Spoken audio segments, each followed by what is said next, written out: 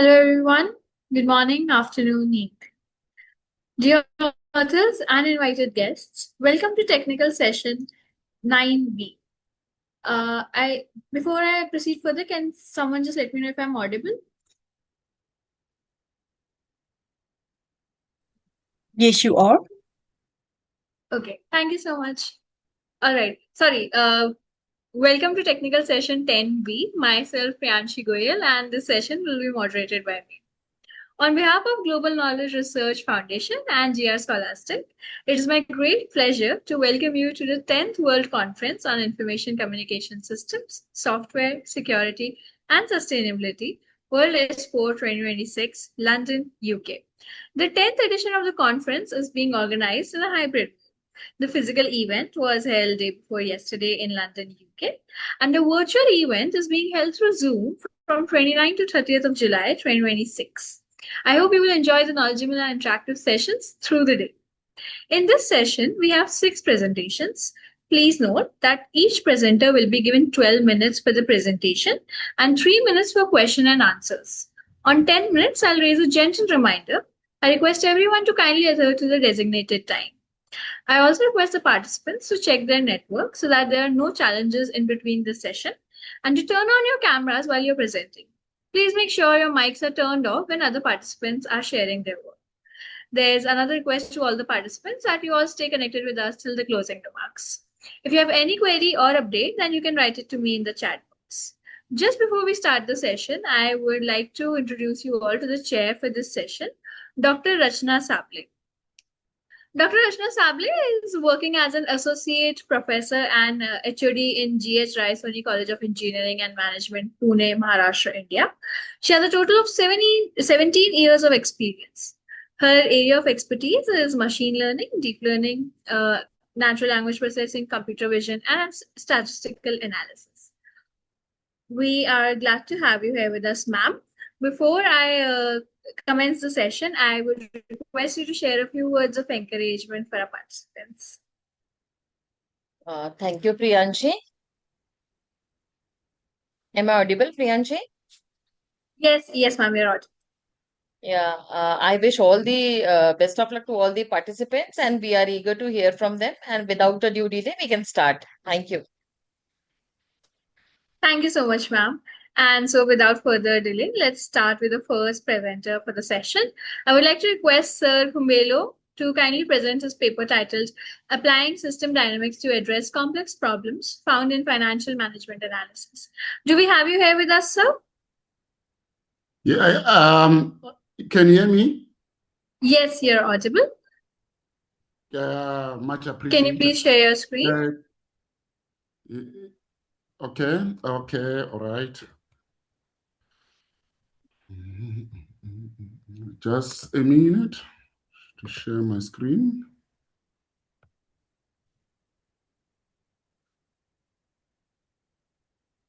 Can you see the screen?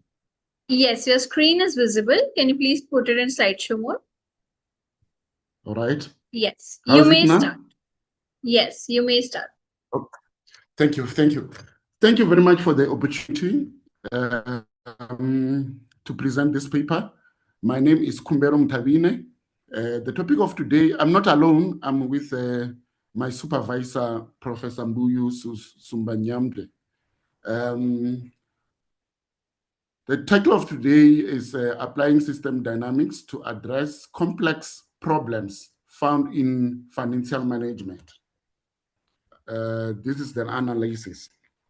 Going to the background, the financial management involves several variables: outstanding debts, trade receivables, deduction charges, economic values, generating capacity, and stockpiling accumulation.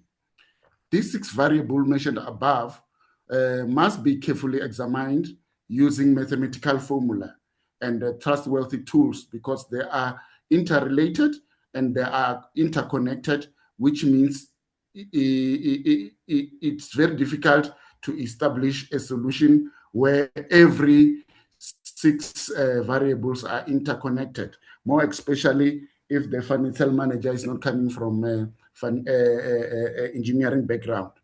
This challenge affects companies of all sizes, requiring a flexible tool for adaptable financial management analysis. To mitigate aforementioned problems, this study suggests system dynamics modeling to handle the problems instead of using traditional tools. The system dynamics or system modeling is used because of complex dependency analysis, the need for mathematical formulas, and the graphical outputs compared to the traditional tools. The study constructed an SD model with these 6 variables and their interconnections.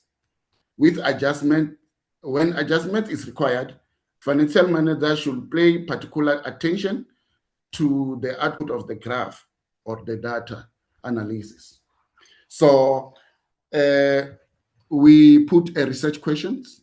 The first question is that for financial management, is it possible to develop system dynamic model that links 6 variables that I mentioned before, which is outstanding debt, trade variables, deduction charges, economic values, generating capacity, stockpiling, and accommodation? Can these 6 variables, this is the second question, can these 6 variables formulated using mathematical formula to be assigned in system dynamics? That is the second question that we have to check if it's feasible. So the problem statement. The problem statement says the financial manager or management involves outstanding debts, trade variables, deducting economic generating capacity, and stockpiling. We have already mentioned that. The interdependence or of these 6 variables make it extremely challenging to find a solution. Thus, they refer to financial manager must be carefully analyzed utilizing reliable techniques and mathematical formula. This issue impact business of all sizes, necessitating the versatile instrument for flexible financial management analysis. The study recommended using system dynamics model rather than using standard or conventional tools to address the aforementioned issues. Now, research methodology. The research methodology of this study is based or was based on the questions that we posed before. I highlighted it. I highlighted them in red. I'm not going to read them again. The first question underneath, we said to answer it, we have to develop system dynamic model that links those variables. The second question is to develop a workable SD model and give each other its variable corresponding to mathematical formula. All right. The material used, we use Vintim platform to create a new system dynamics, the novel system dynamics. We have searched and we find that there's no system dynamics that are being used now to solve the problem of financial management with those interlinked six variables. The other thing that we used, we read or we collected the journal and conference papers and the blogs from the year 2024 to the year 2026 and analyze them and come up with the mathematical formulas to develop SD models. Okay, our results, those 6 variables that we mentioned, they are listed in the table. The first column is talking about them, outstanding debts, and we give it a mathematical formula, and the unit is ZAR. ZAR is a South African currency. It's like US dollars or pound or shilling or whatever. But in South Africa, we use ZAR compared to America, where you use US dollars. So I'm from South Africa, so I use the ZAR.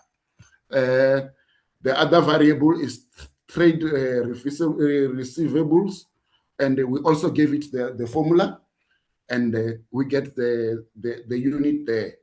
And the other one is deductive charges. We gave it the formula. The unit is ZEER. The last two, generating capacity, we gave it formula, and we said unit. Generating unit is a quality of the object. If we are generating chairs or tables, we'll say that units of tables. Stockpiling accumulation, the way we collect stock, and also itself, we gave it the formula, and the unit was given as a unit again, as a unit, like quality of unit. If there are boxes, we say 50 boxes unit. So now we developed an SD model. In red there, you will see that all that variables that we said financial management are orientated around them. We put them in a red box to show you that the SD model contains everything there. And if maybe, let's say maybe, because we are talking about financial management, let's say maybe here, you see, that outstanding debts is also require retail price, production income, adoptable production cost. It's about cost, and then invoicing, then trade reversible. So everything is interlinked there, is interconnected in such a way that financial managers can use these when it's run. From this one is just a plan before we put the mathematical formulas.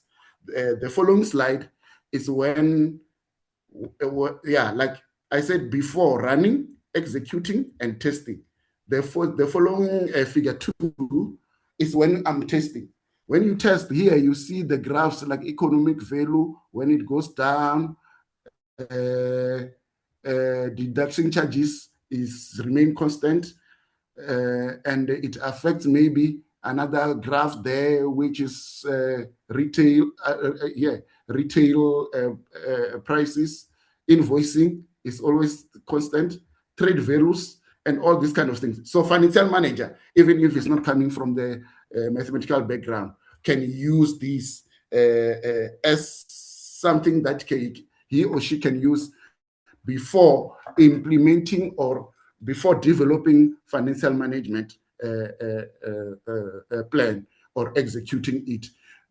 With this tool, it reduces the risks, and it can show the managers that if they follow this route, it will be productive and fruitful, or is going to take them into a danger zone. All right. Then from those formula, figure 3 is for the equation 1, is for outstanding debt, and we checked if invoicing time, we varied the invoicing time, and we checked The if gentle 10 minutes reminder. Okay, yeah. And the fourth one is a trade reversible. We check its intersection when invoicing time is being changed per year. And the other one is for equation 3, which is deduction charges. And the last one is economic value and generating capacity. Okay. Now, the last screen, you can see those graphs in red there, that everything is interlinked. If one of the variable is assigned a mathematical formula wrongly, this thing will not run and will not show you these graphs. Then you have to debug until everything is balanced. Conclusion, those variables that are there in the system dynamics were given all the mathematical formulas, and the SD module was feasible to be developed, and this is what the outcomes of study. In future, now I'm coming here. In future, the study will use SD module to solve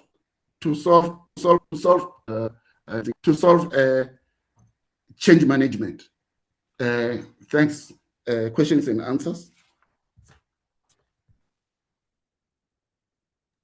Thank you, sir, for your wonderful Knock, presentation.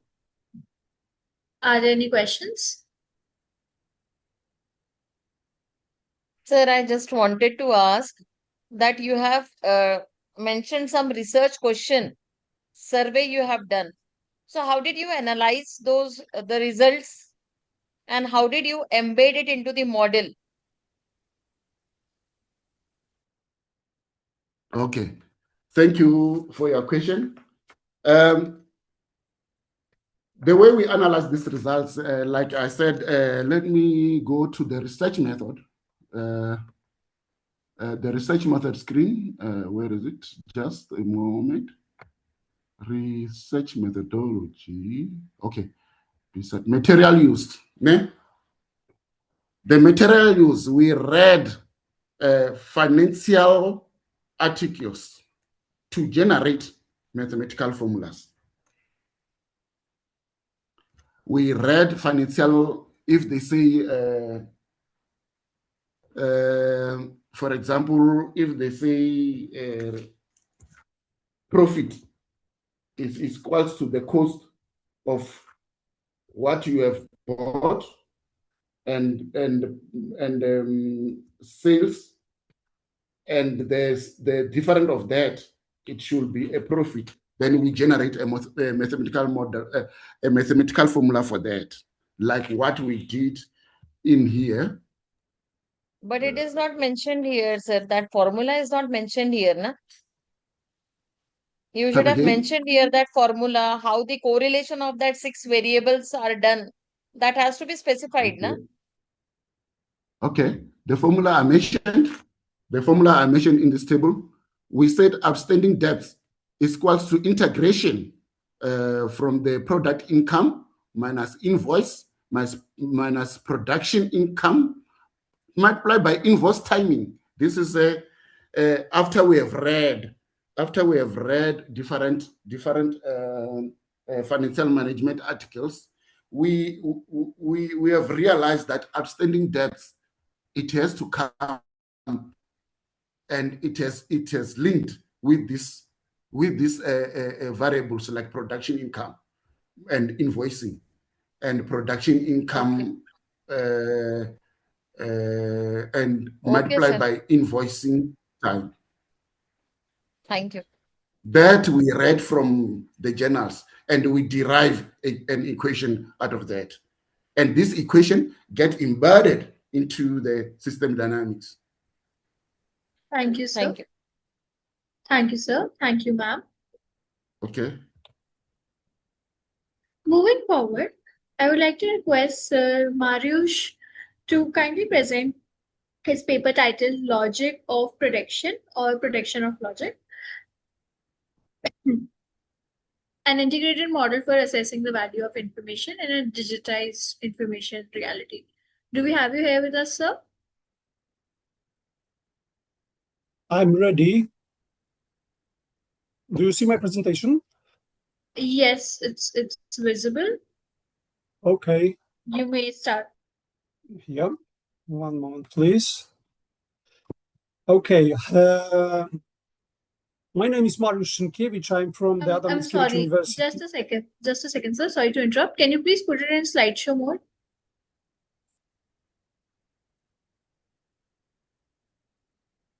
Okay. Now is good? Yes.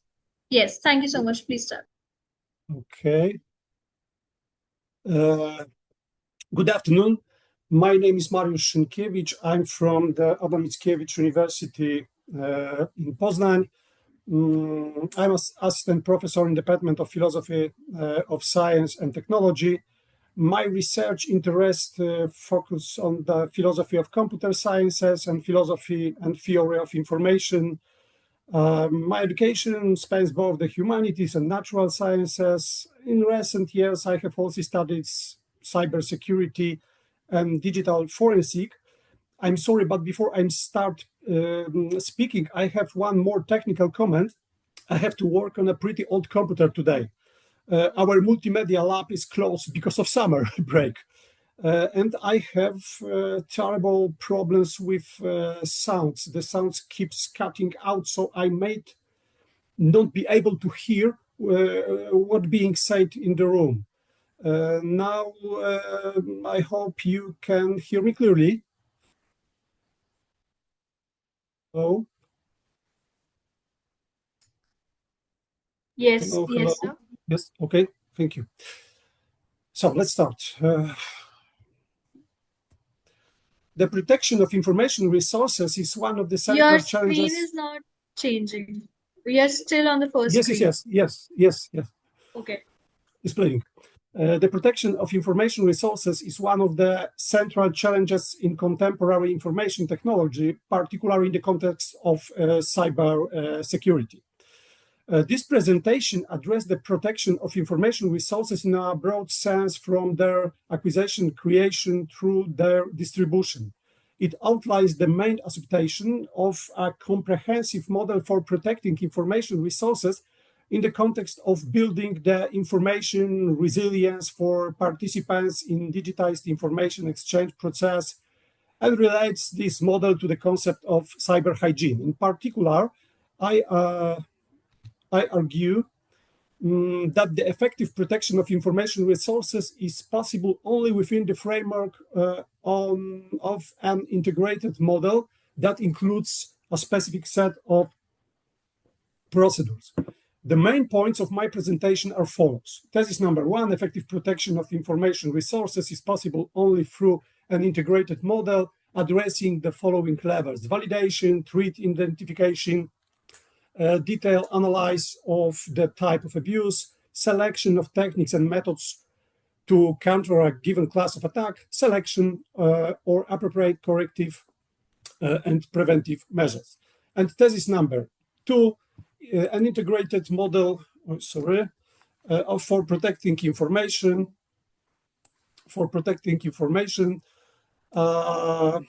Assets should encompass at least 5 basic levels. Only such a comprehensive approach can ensure effective protection of information across the following areas: diagnosis, correction, prevention, and building resilience.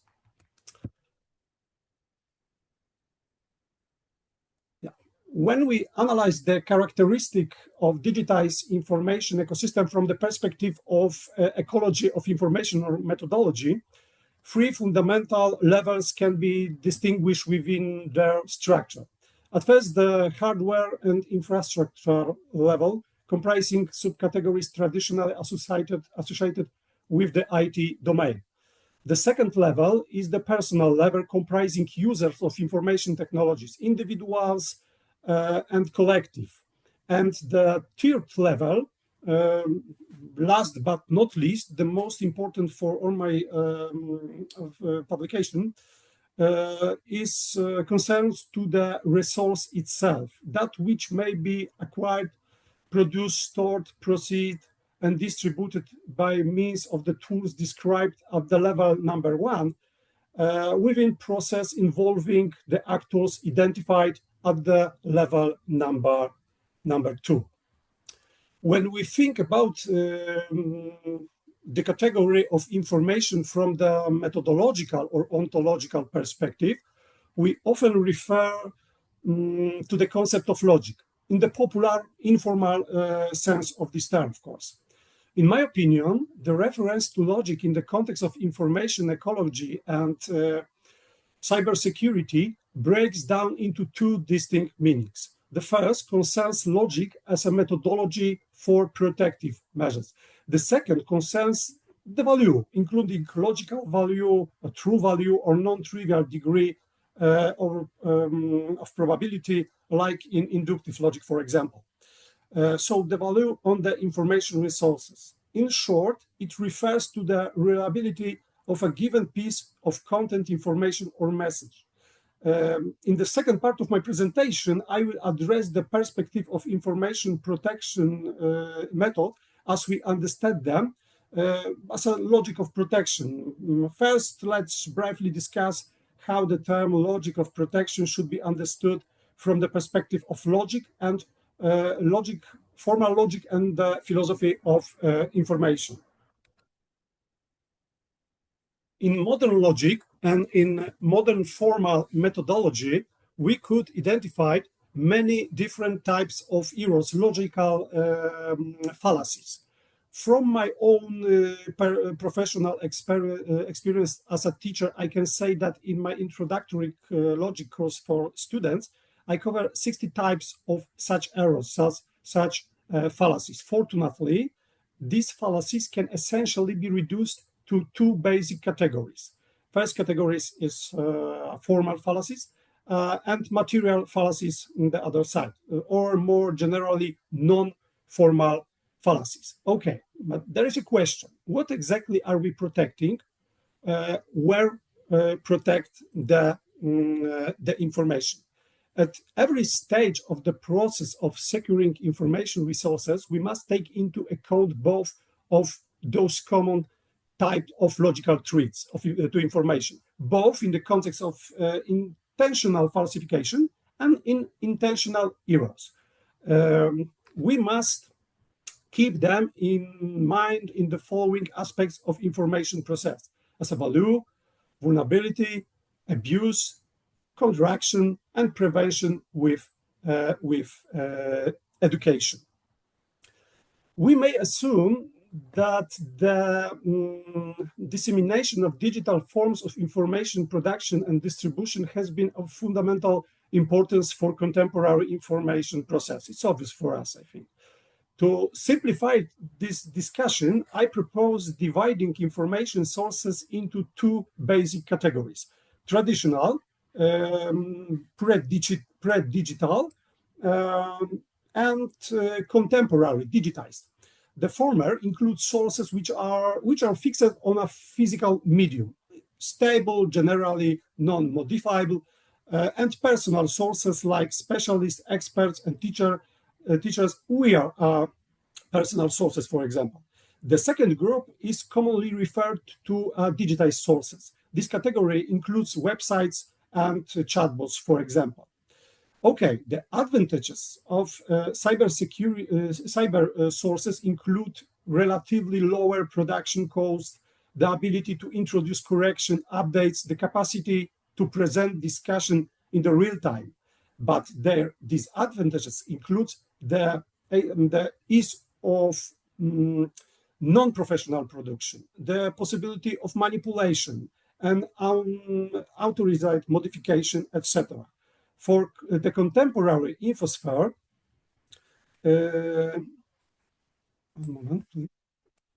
the contemporary infosphere is shaped primarily by cyber sources. Information science, like ecology of information, for example, makes it possible to distinguish various types or classes of information threat. Within this catalog, particular importance is assigned to the triad of disinformation, misinformation, and malinformation. But we must supplement this triad by the category known as bullshit information. This is a term used by American philosopher Henry Frankfurt in his book On Bullshit, printed in 2005.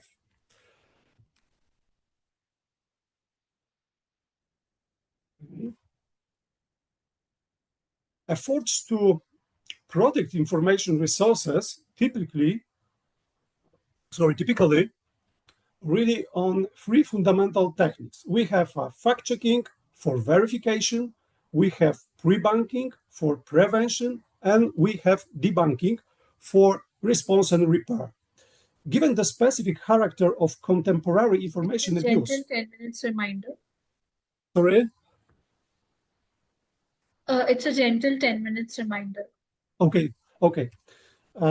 Given the specific character of contemporary abuse, however, this set out of the supplemented with the additional elements, not least because certain types of information treat may require greater emphasis of specific parameters of the messages under examination. To the traditional set of the three procedures, two further instruments are worth adding. The first I propose to call method checking. The second, it is a procedure that may be designed contextual reconnaissance. Both components are treated here as additional instruments serving cyber hygiene and as overlays on the procedures employed within the standard approach, which operates successfully in the information professions, such as info brokering or OSINT practice. In summary, I can say I can be said that in the standard approach we use three basic tools: pre-banking, fact-checking, and debunking.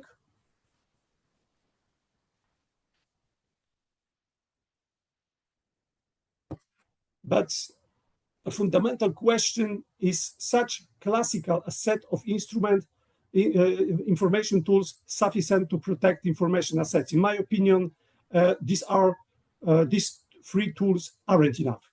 Information threats are too complex. For example, bullcrap may be resistance for the fact-checking, and misinformation may go unnoticed during a simple fact-checking and require assessment of the context. That's why we need two more tools. The protection model should therefore include at least five elements, instruments. I'm sorry to interrupt you, sir, but you have crossed the 12-minute mark. Can you please conclude? I can't. Sorry? You have crossed the 12 minutes mark. Can you please conclude? Okay. I can hear you very bad. Okay. The approach proposed here is, of course, not a closed one. The growing volume information generated by AI-based models will undoubtedly require the further development of a catalog of information protection techniques, particularly given AI capacity to produce new types of information resources, and in light of challenges as AI hallucination, for example. Building cognitive resilience in the digital age requires the development of a comprehensive system of tools and techniques capable of effectively detecting and mitigating information threats. The model present in this lecture represents one possible version of multifunctional framework for assessing and protecting information resources in the contemporary digitized info sphere. Such an environmental increasingly characterized by phenomena including information smoke, deepfakes, and AI-generated misinformation. These challenges open up an important new field of research for information security specialists, one of major scientific and social importance. It is also a major challenge from the perspective of applied logic, information ecology, the methodology of science, and including formal methodology, of course. Thank you very much. Thank you, sir. Are there any questions? So what data set have you used for this? Excuse me, I can barely hear you. Could you repeat the question? Have you used any data set for this?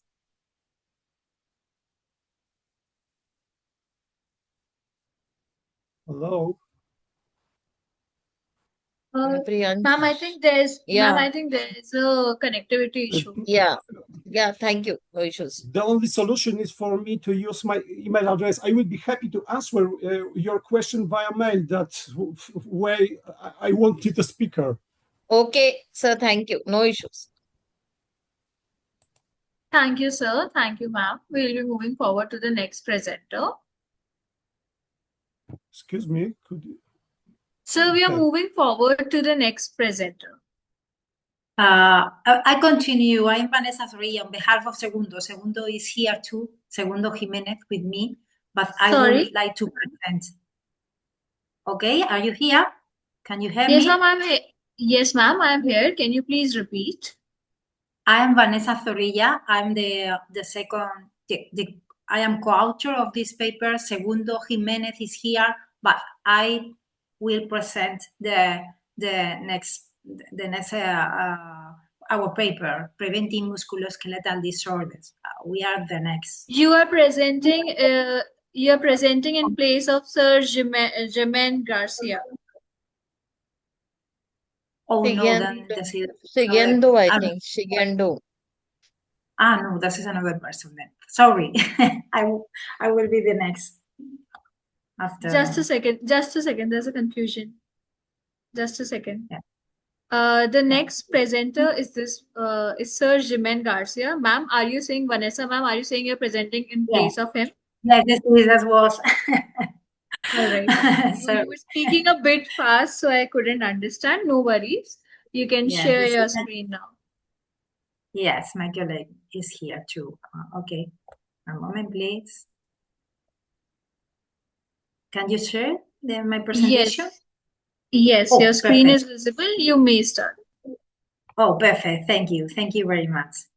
Okay, good morning, good afternoon, everyone. I am Vanessa Zorrilla, but this paper is the first of this. Segundo Jimenez is here with the people to thank you for having us the opportunity to present our project, Proveren.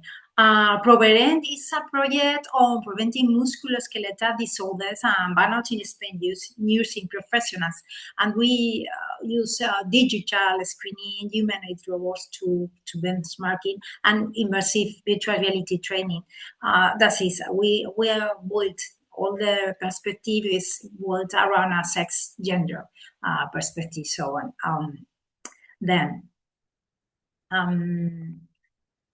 as introduction, I would like to present as news in internal medicine and infectious disease units goes far beyond some medication and clinical recording. So it's involved constant patient mobilization, postural hygiene, transfers, rapid response to acute events, and all under sustained physical and emotional load. We already know burnout is tied to organizational demands and working conditions, and we know very well. And the COVID-19 pandemic made a link between the use and organizational sales, but also with the staff well-being painfully clear. For this reason, we need for actionable data, and we utilize the EC 2020 Health Survey that give us a solid national level to characterize the vulnerability of nursing. But as I showed, the real opportunity is turning that description into something actionable. In our project, we have identified the gap and objective. First, if we take a look to the literature, we have hit speed separately. One is the population's health surveys. Second is the ergonomic tax assessment. Also with the gender-sensitive occupational research and with the immersive training technology. Some little related about that, but not also integrated. Our objective for this cow is to design and describe an ICT-based probation framework that brings all for together the part of the digital screening, the ergonomic assessment, humanoid robot benchmarking, and also with the immersive virtual reality training. It's in general grounded in real occupational data from Spanish nurses. In short, we are moving from epidemiological description to prevention that is proactive, personalized, and measured.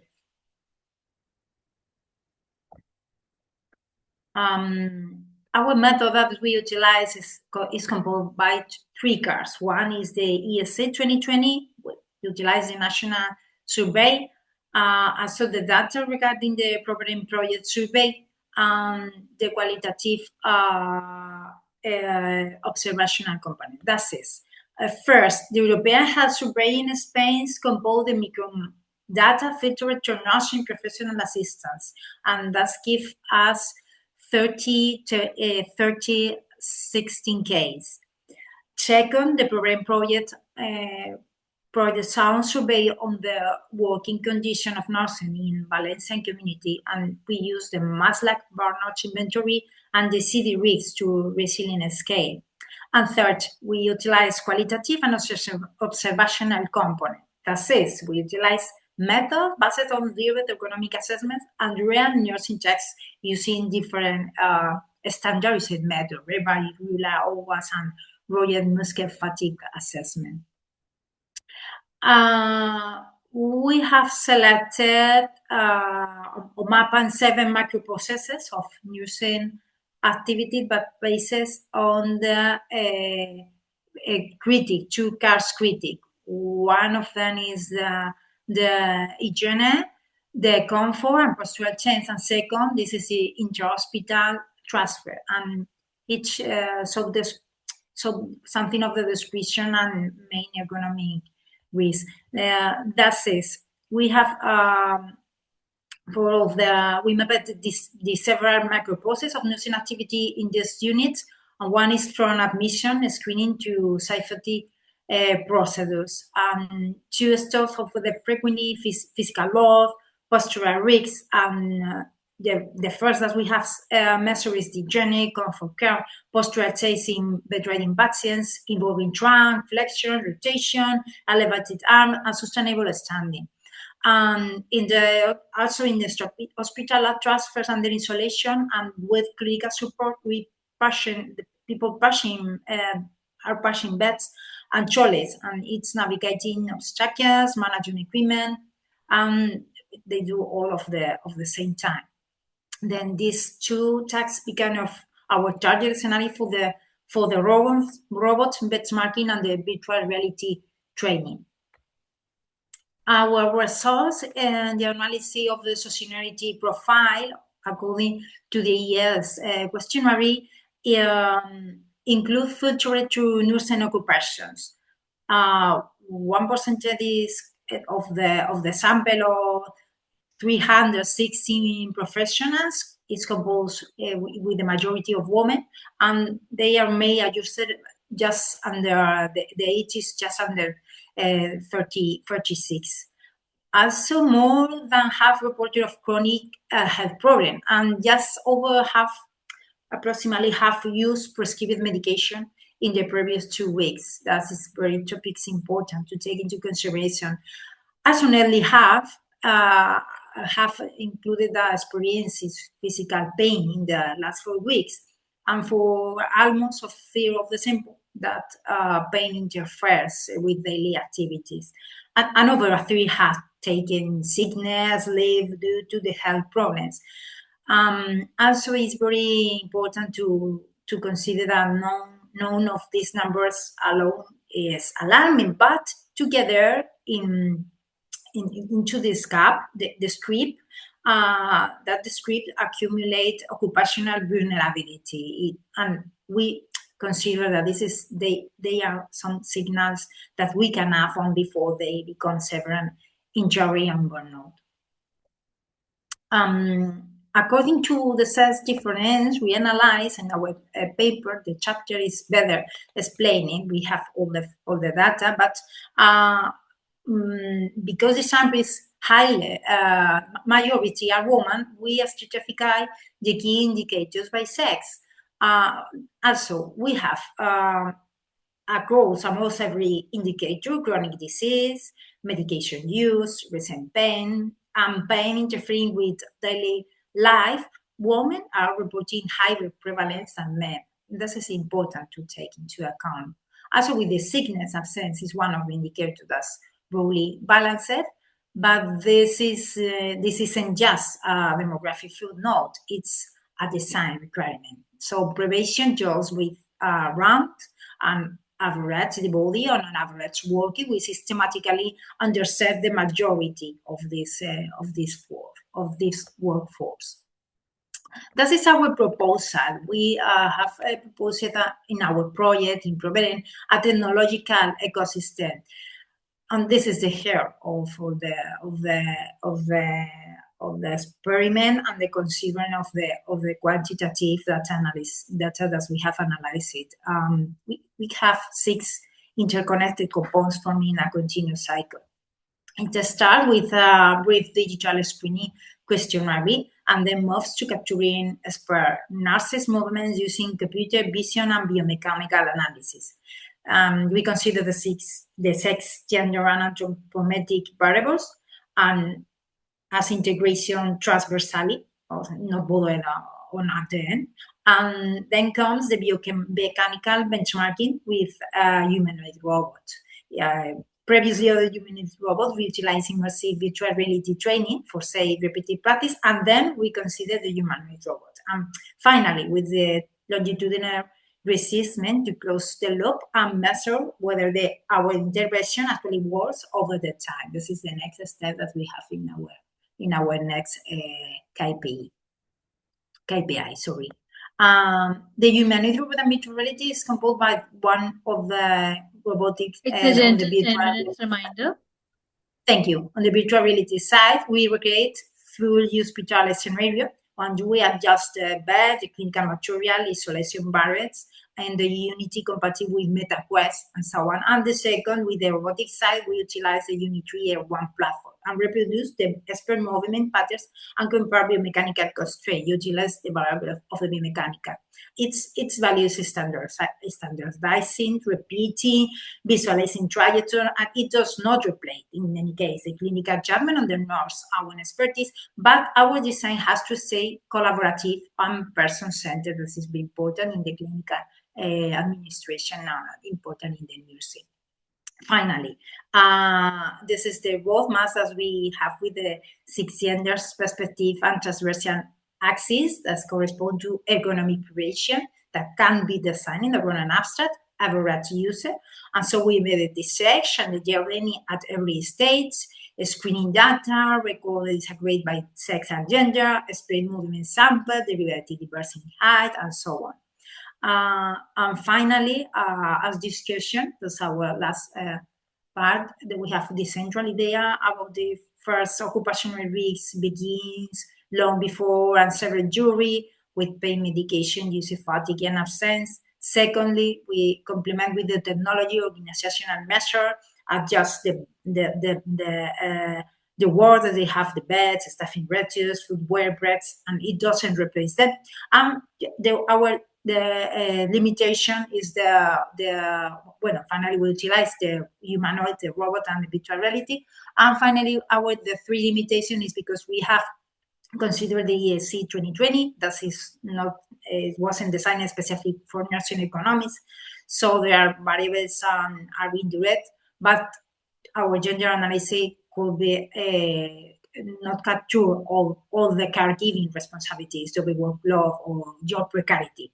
And also critically, the robot and virtual reality components now require rigorous clinical and ergonomic validation, such as usability, acceptance, and real trust into clinical practice. That's we need a second project to do this part. As conclusion, sorry, and I finished this one. This work characterizes the sociosanitary profile, and we are in the probation to validate some multicentric and longitudinal studies, and also utilize our study, of course. Thank you very much. Please read our prepared to see our reference once we have seated, and thank you. Thank you very much for your attention. Thank you. I am happy to take any questions. Thank you, ma'am. Are there any questions?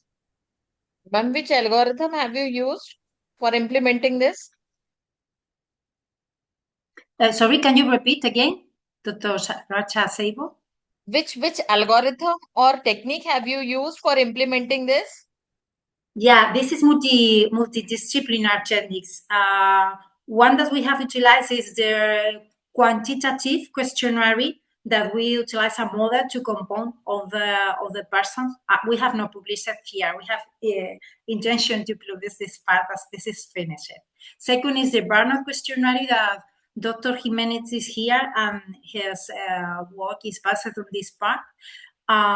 We have also the data that we have measured in the hospital, in clinical, and then we compose with the different model repetitively. And now we are in the phase to compose with the humanoid. In September, approximately in October, we utilize the humanoid to replicate the movements, biomechanical movements, to assure that the humanoid can compound and also replicate in clinic. But probably the phase of the clinic could not be possible with this part of with this project. We need this is the thing, because I told about that we need a second project to implement, to validate. But this is very transfer to the questionnaire. The algorithm to validate, so we utilize a random forest to utilize the questionnaire too, and also with the real person of the hospital. Ma'am, nice work. Thank you. Thank you, Dr. Simon. Thank you so much, ma'am. Moving forward, I would like to request Sir Alexander to kindly present his paper titled Reward Sensitivity and Statistical Robustness in Reinforcement and Learning Based VM Right Sizing, a multi-seed empirical study. Do we have you here with us, sir?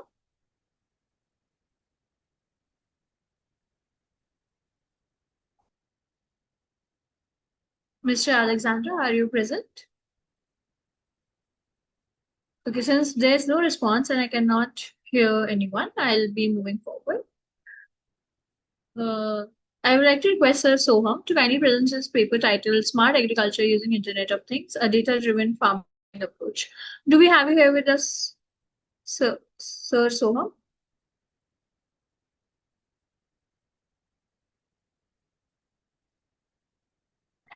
Are any of the other teammates present? Ma'am, I'm here. Soham has some issues regarding joining. All right. Will he, like, how much time will he take? Hello, am I audible? Yeah. Okay, I'll take his in the last. I'll move on to the next presenter and then I'll call out your name again. Please resolve your technical issues till then. Yeah, okay, yeah. I would Sure, like to sure. request Sir Emmanuel to kindly present his paper titled Towards Understanding the Influence of Technological, Organizational, and Environmental TOE Factors on User Satisfaction in Mandatory Student Information Management Systems. Do we have you here with us, sir? Hello. Hello, everyone. Hello, sir. Can you please share your screen? Okay.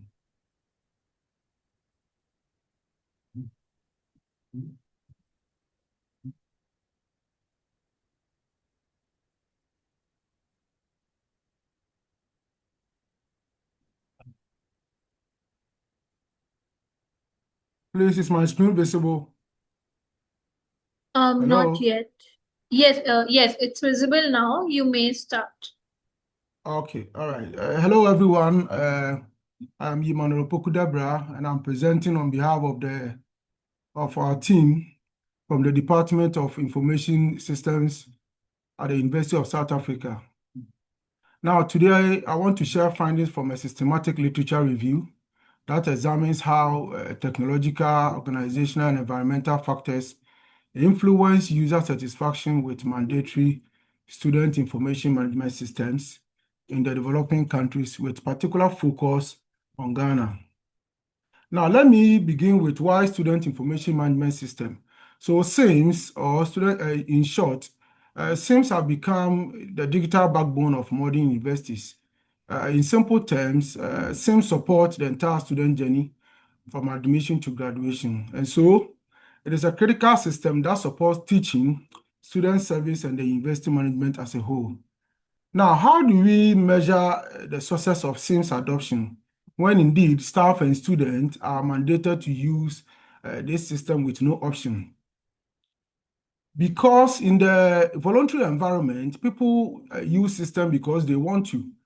But in the mandatory context, people use system because they have no choice. And so even when users are not happy or satisfied, they may continue to use the system. And this leads to issues such as finding workaround, resisting the system, data quality issues, and so on. And so this changes how we measure success of SIM because of its mandatoriness. And that is why in the mandatory environment, satisfaction is the real measure of success, not system usage. Now, the situation becomes even more challenging in the developing countries where universities will often have to deal with unreliable, infrastructure, limited budget, lack of technical support, and government policy changes. Now, these changes can as well affect how well the platforms are, regardless of how good the software is. Therefore, we needed to understand the institution and then the environment in which these systems operate. And that is where the TOE framework becomes appreciated. It provides the lens for us to be able to examine the adoption of SIM from three perspectives. That is the technology itself, the organizational context, and then the external environment. So having established, the importance of SIM, we needed to also understand what previous literature says about user satisfaction. So in our review, we established that although SIMs is widely used in the developing countries, there is limited evidence on how technological, organizational, and environmental factors work together to influence user satisfaction in the mandatory use environment. We also noted that most studies looked at systems that are voluntary, but with SIMs in higher educational institutions, the story is different. And so the real question is not whether they will use it, but whether they are satisfied with the system. And so to address this gap, our review had three objectives. First, to identify key TOE factors influencing user satisfaction. Then two, explain how these factors interact. Then three, to provide practical recommendations for higher educational institutions in Ghana. So to address this objective, we conducted a systematic literature review following the PRISMA 2022 protocol. We defined the scope for the review, focusing on SIMs and other related mandatory systems in higher educational institutions, TOE factors influencing user satisfaction, and then studies published between 2015 and 2025. We searched 6 major academic database supplemented by Google Scholar. So after screening titles, abstract, and full text against our inclusion criteria, only peer-reviewed empirical studies conducted in developing countries were actually retained. So finally, we assessed the quality of the selected studies and analyzed the data thematically with Atlas TI. As shown in the PRISMA flow diagram, we started with 1,382 records, and through our rigorous screening process, arrived at 26 studies for our final review. Now, to the evidence base of the review, although the studies examined different types of institutional systems from student information management system, ERP platforms to academic portals and so on, all these systems importantly show one characteristics. They were mandatory systems in higher educational institutions, and this makes the finding directly relevant to the focus of this review. Also, they included 26 high-quality empirical studies were conducted across 16 developing countries within 5 regions, with Sub-Saharan Africa had recording the highest representation, including 3 studies from Ghana, followed by Southeast Asia and other developing regions. Most of the studies were quantitative, followed by mixed method and qualitative studies. And so this gave us a balanced understanding of the topic. Now, the study achieved an average quality score of 4.08 out of 5 using the mixed method appraisal tool, indicating strong and reliable evidence base. And most importantly, no study recorded below 3 out of the 5. Now to our findings, 5 TOE factors were identified, most frequently associated with user satisfaction across the 26 studies. The strongest factor was system quality, which includes reliability and performance reported in 18 studies.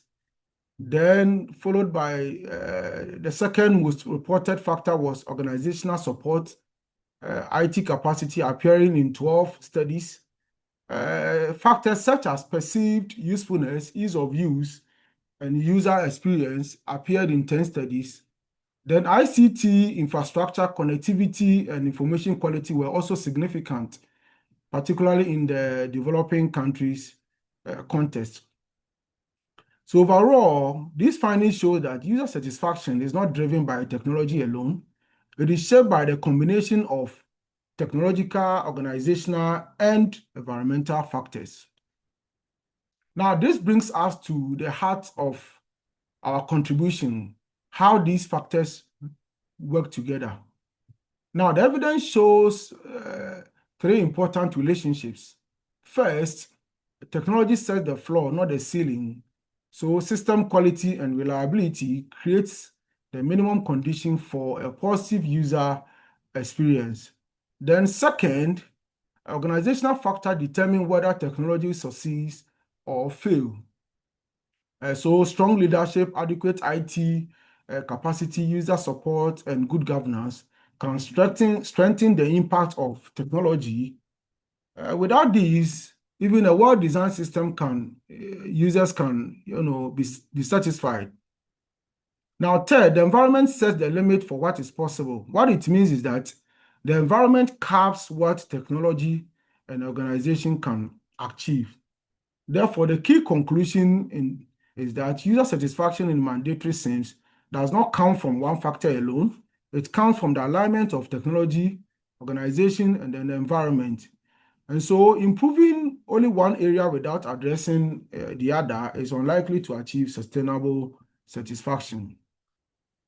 Now, let's turn to the Ghana-specific evidence, which is the applied focus of the review. All the 3 studies in the included study points to the same conclusion. Although the studies were conducted, from different institutions, they consistently shows that system quality alone is not enough. Infrastructure challenges, limited IT capacity, inadequate management support, usability issues, or reduce user satisfaction. This also explains the regional differences we observed. In the developed countries, system quality and user experience tend to be the main concern because they have better infrastructures already in place. However, in our part of the world, developing countries such as Ghana, organizational and environmental challenges have much greater influence on user satisfaction. Now, to our implications. So first, to managers of higher educational institutions, the evidence suggests that SIMS upgrade alone is not enough, and therefore, managers will have to provide required investment in user training, 10 minutes reminder. technical support, better feedback mechanism, and this indicates that in the mandatory environment, the satisfaction accumulates when user feels unsupported. Then second, for policymakers, infrastructure and connectivity should be treated as foundation of same sources, not secondary issue. Then third, for system developers and vendors, reliability, usability, and integration are not just simple technical features. They directly influence institutional trust. Then finally, for researchers, more longitudinal and multi-institutional studies are needed, especially studies that examine how TOE factors interact rather than looking at them individually. The implication is clear. Improving SIM satisfaction in Ghana requires coordinated investment in technology, organizational capacity, and infrastructure, not just system upgrades. So to conclude, for Ghana higher educational institution, the message is clear. That is, Sustained SIM success comes from the alignment across technology, organization, and environment. Technology set the foundation, organization determines whether technology will succeed, and the environment defines what is possible. Thank you very much, and I appreciate your time.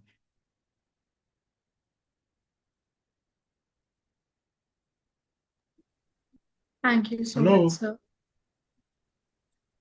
Hello, am I audible? Yes. Yes, thank you, sir. Are there any questions? No, thank you. All right, thank you, ma'am. Moving forward, I would like to request Soham Paithankar. Are you available now, Soham? Yes, ma'am. All right, can you Am I please share audible your now? screen? Yes, you're audible. Can you please share your screen? Yes, yes. Wait a moment.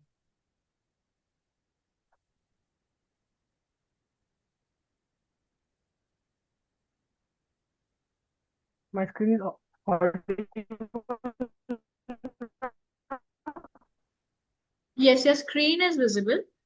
Can you please put it in slideshow mode? My screen is visible now? Yes, your screen is visible. Your voice is lacking.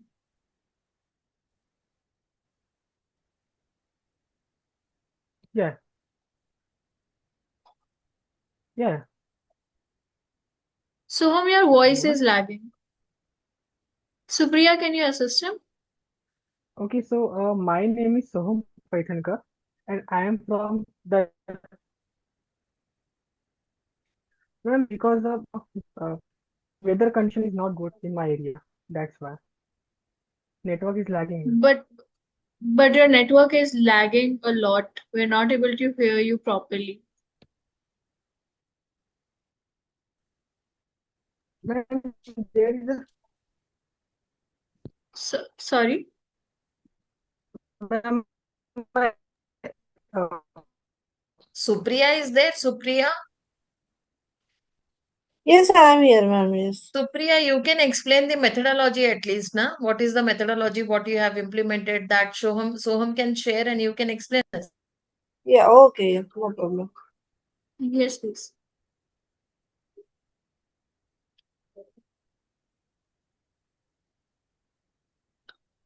Again, I think Supriya, Soham got disconnected. yeah, I can see the same. Yeah, I'm sharing presentation, ma'am. Just a minute. All right.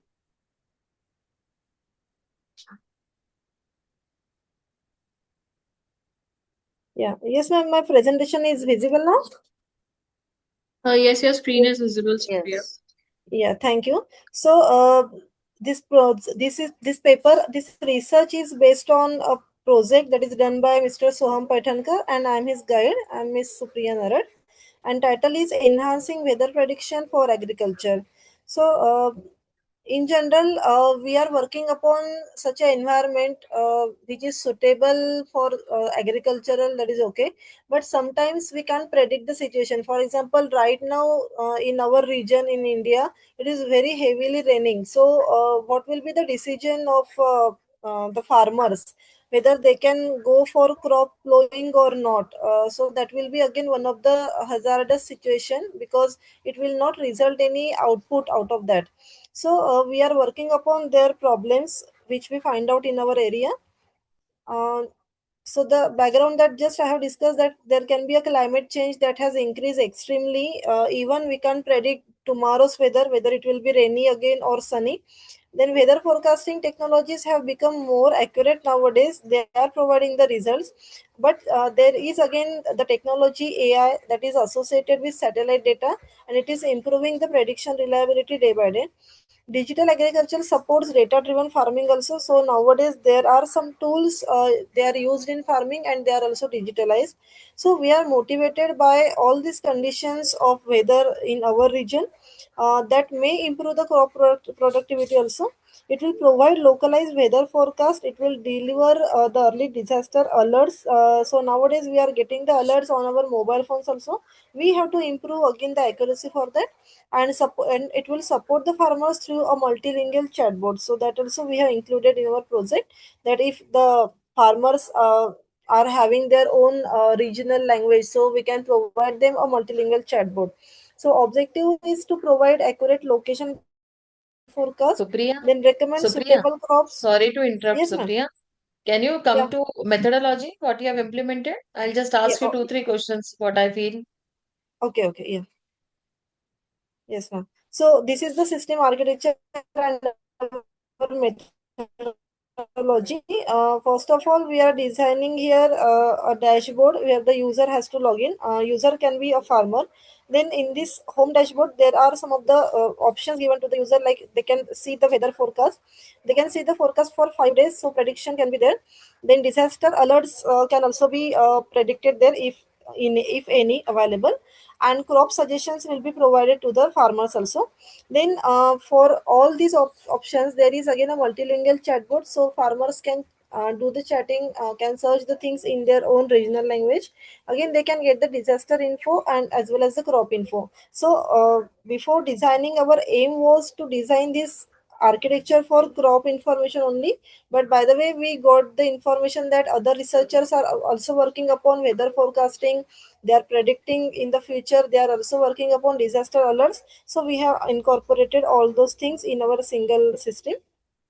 But Supriya, tell Yes. me what data set have you used? What for what crop you are giving prediction? That has not been mentioned.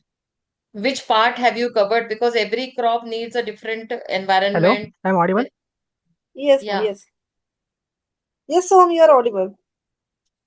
Yes, sorry for the delay, ma'am. For this, I'm using a open API. Uh, this is a weather API, and for the raw data collection, I'm using some IoT device and some sensors.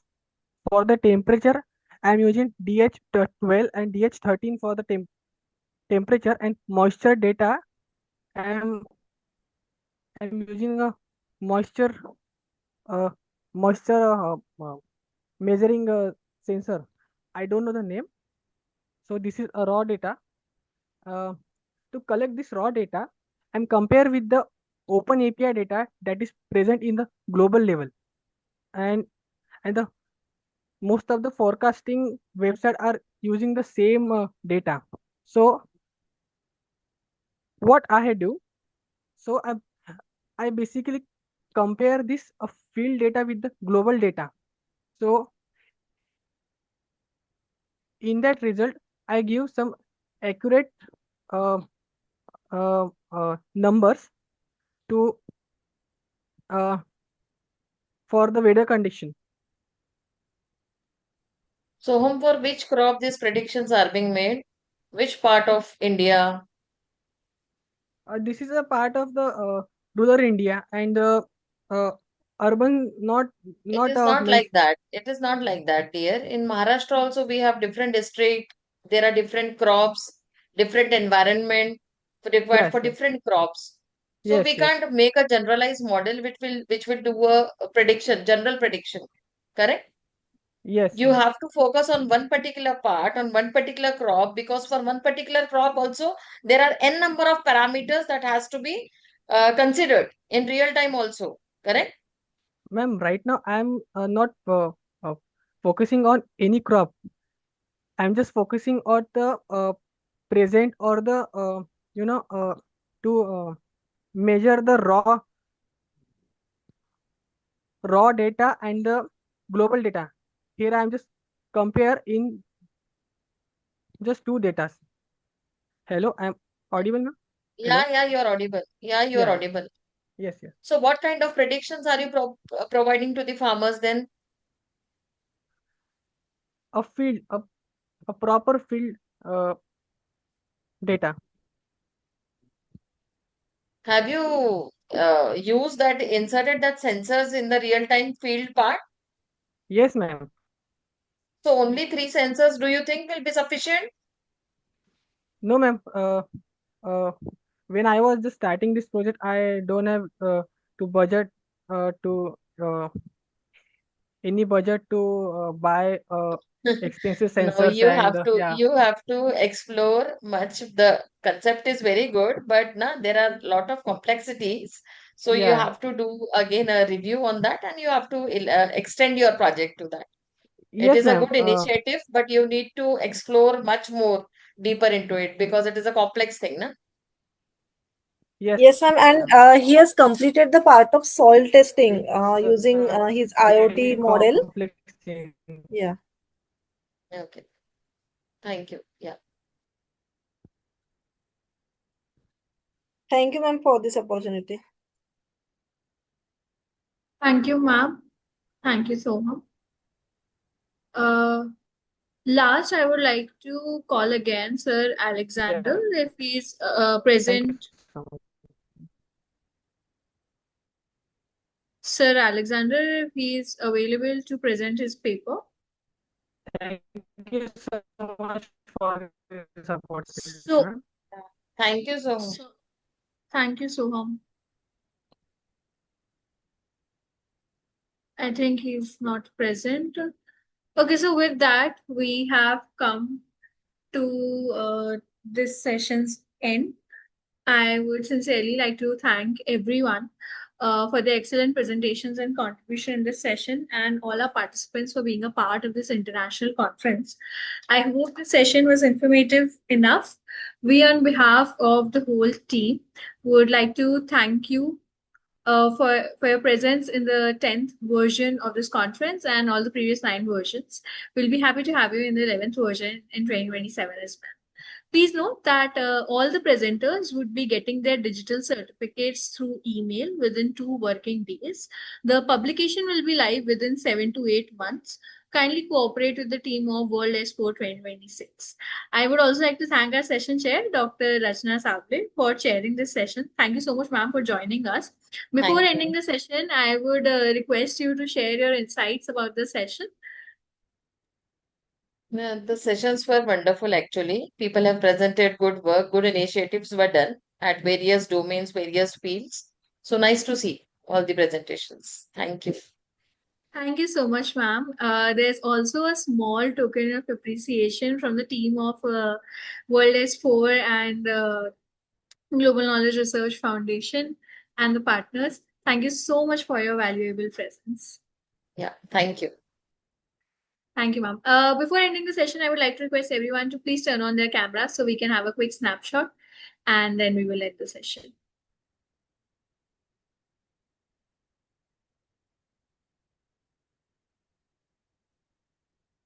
All right, I will be taking the snapshot in 1, 2, 3.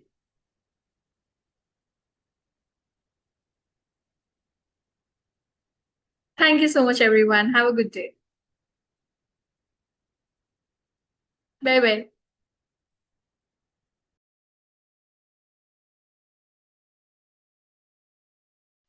All right, Deborah,